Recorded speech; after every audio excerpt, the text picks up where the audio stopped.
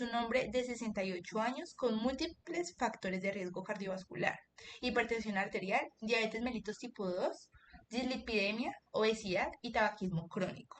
Además, tiene antecedentes familiares importantes de enfermedad cardiovascular. El cuadro inicia con un dolor torácico opresivo, irradiado a la mandíbula y brazo izquierdo, acompañado de diaforesis, palidez y sensación de angustia. Estos hallazgos son característicos de un infarto agudo de miocardio. El electrocardiograma muestra elevación del segmento ST en V1 a V4, lo que indica un infarto agudo de miocardio con elevación de ST de cara anterior, probablemente secundario a la oclusión de la arteria descendente anterior izquierda. Además, la troponina de alta sensibilidad se encuentra marcadamente elevada, confirmando necrosis del tejido cardíaco. Desde el punto de vista fisiológico, el infarto produce muerte de cardiomiocitos y disminución de la contractilidad del ventrículo izquierdo. Al contraerse menos, disminuye el volumen sistólico y por lo tanto disminuye el gasto cardíaco. Recordemos que el gasto cardíaco es el producto entre la frecuencia cardíaca y el volumen sistólico. Al disminuir el volumen sistólico, el organismo intenta compensar aumentando la frecuencia cardíaca, razón por la cual el paciente presenta taquicardia de 112 latidos por minuto. La disminución del gasto cardíaco también explica la hipotensión arterial de 84 sobre 68 milímetros de mercurio. Los vasoreceptores, localizados en el seno carotidio y el arco aórtico, detectan esta caída de presión. Y como activan el sistema nervioso simpático, como consecuencia aparece vasoconstricción periférica, que clínicamente se manifiesta con piel fría, palidez, pulsos débiles y llenado capilar prolongado. Otro hallazgo importante es la presencia de un tercer ruido cardíaco, OS3. Este se produce porque el ventrículo izquierdo está dilatado y recibe sangre durante la diástole cuando aún contiene un gran volumen residual. El S3 es un signo clásico de insuficiencia cardíaca izquierda. Todo esto nos indica que el paciente está desarrollando una falla ventricular izquierda severa y un choque cardiogénico secundario al infarto. Bueno, entonces ahora vamos a hablar sobre el sistema pulmonar propiamente. Tenemos que tener en cuenta que está dañado, ¿sí?, en el ventrículo izquierdo porque se generó un infarto. Entonces va a haber menor contractilidad en ese ventrículo. ¿Qué quiere decir esto?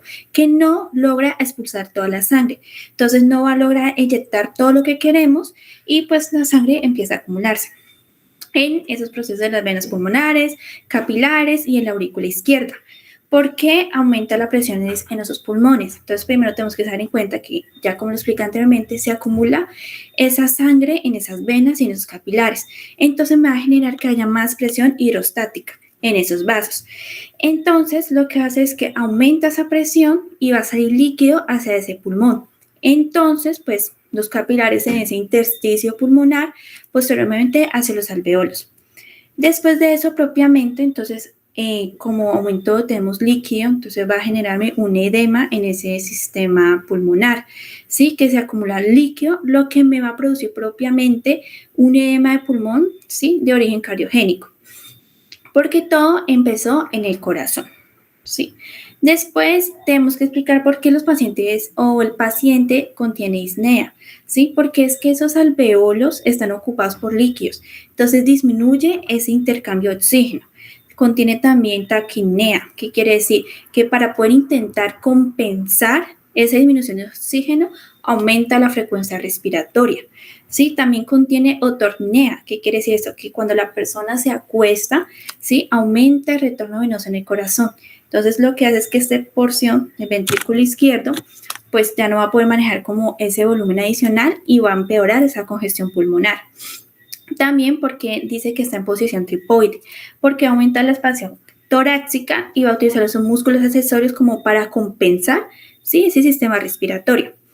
Y pues es muy importante interpretar como la radiografía, porque nos va a mostrar diferentes capacidades alveolares que están en la porción bilateral, ¿sí?, a las de mariposa, que es un hallazgo clásico de un edema pulmonar cardiogénico.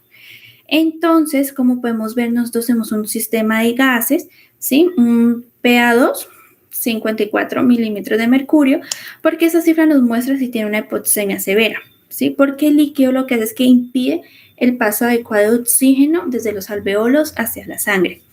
También presenta una alcalosis respiratoria, ¿sí? Porque va a tener como una respuesta a esa hipoxemia que el paciente va a generar una hiperventilación y al respirar como más rápido elimina grandes cantidades de dióxido de carbono, me disminuye ese CO2 y me aumenta propiamente el pH.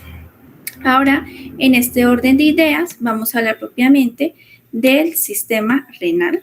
Entonces, acá podemos ver que lo primero es que como también hay una falta de, digámoslo así, de sangre, me va a disminuir el gasto cardíaco, entonces ya no va a llegar tanta sangre como llegaba anteriormente, entonces eso me va a disminuir también el flujo sanguíneo. Entonces ya va a recibir como menos oxígeno, menos sangre, entonces lo que hace el riñón es que va a interpretar que hay una falta de volumen, entonces va a generar que realmente tenga una congestión de líquidos y el riñón, como interpreta que hay una disminución de esa perfusión, es como si se hiciera una pérdida, no está. Entonces cree el riñón que está generando o está deshidratado.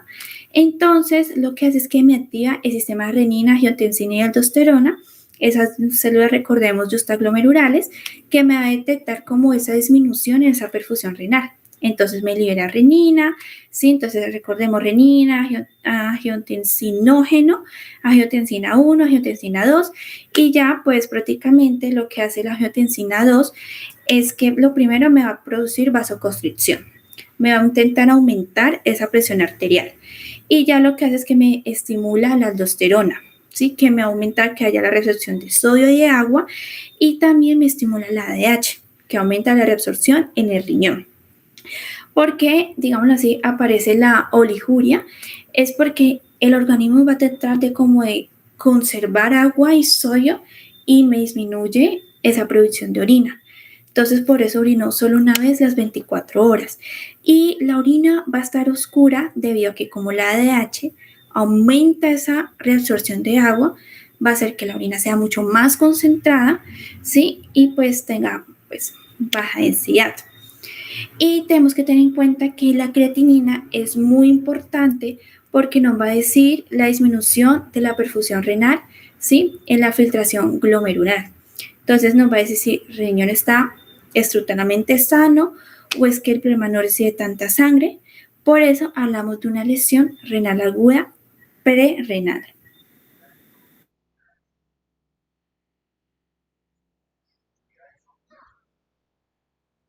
Ahora analizaremos los sistemas nervioso y endocrino, los cuales son fundamentales para comprender la respuesta compensatoria del organismo.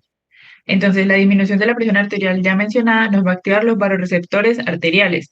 Estos van a disminuir pues sus señales hacia el bulbo raquídeo, que como consecuencia va a generar un incremento de la actividad simpática, que es como la que reconocemos de huida, peligro o estado de alerta, y una disminución de la actividad parasimpática. Esto nos va a provocar la taquicardia, el aumento de la contractilidad del miocardio sano, vasoconstricción periférica y una estimulación de las glándulas sudoríparas, lo cual puede explicar cómo en nuestro paciente se puede ver la diaforesis intensa que presenta. Desde el punto de vista endocrino, vamos a tener que además del sistema renina, angiotensina, aldosterona, encontramos un aumento importante de la hormona antidiurética o también llamada ADH. Ella lo que va a hacer es incrementar la reabsorción de agua en los túbulos colectores renales. Esto para mantener la presión arterial. También va a ocurrir una liberación de cortisol debido al estrés fisiológico extremo agudo ocasionado por el infarto de nuestro paciente y el choque cardiogénico mencionado. El cortisol lo que va a hacer es favorecer la gluconeogénesis y aumentar la glucemia, que va a ser la glucosa en sangre, lo que pues puede explicar el valor presentado en los exámenes de nuestro paciente del valor de 168 miligramos por decilitro. A nivel neurológico, la disminución del gasto cardíaco va a reducir el aporte de oxígeno al cerebro.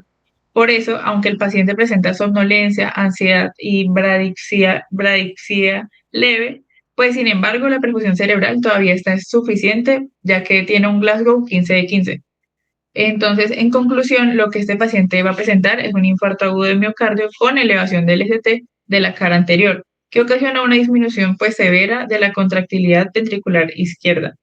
Como tal, esta alteración pues, nos produjo una disminución del gasto cardíaco, hipotensión choque cardiogénico y que como consecuencia apareció el edema pulmonar agudo, la hipoxemia y la lesión renal de prerrenal e hipoperfusión renal. Entonces, podemos concluir es que el sistema nervioso y el endocrino activaron múltiples mecanismos compensatorios como la estimulación simpática, el sistema renina-angiotensina-aldosterona y la liberación de ADH. Sin embargo, pues estas respuestas no fueron suficientes para corregir la falla cardíaca de nuestro paciente, por lo que, pues, ya que se encuentra en una condición tan crítica que requiere una repercusión urgente y un manejo intensivo, lo cual es muy importante para tener en cuenta, teniendo en cuenta los diferentes sistemas fisiológicos explicados anteriormente.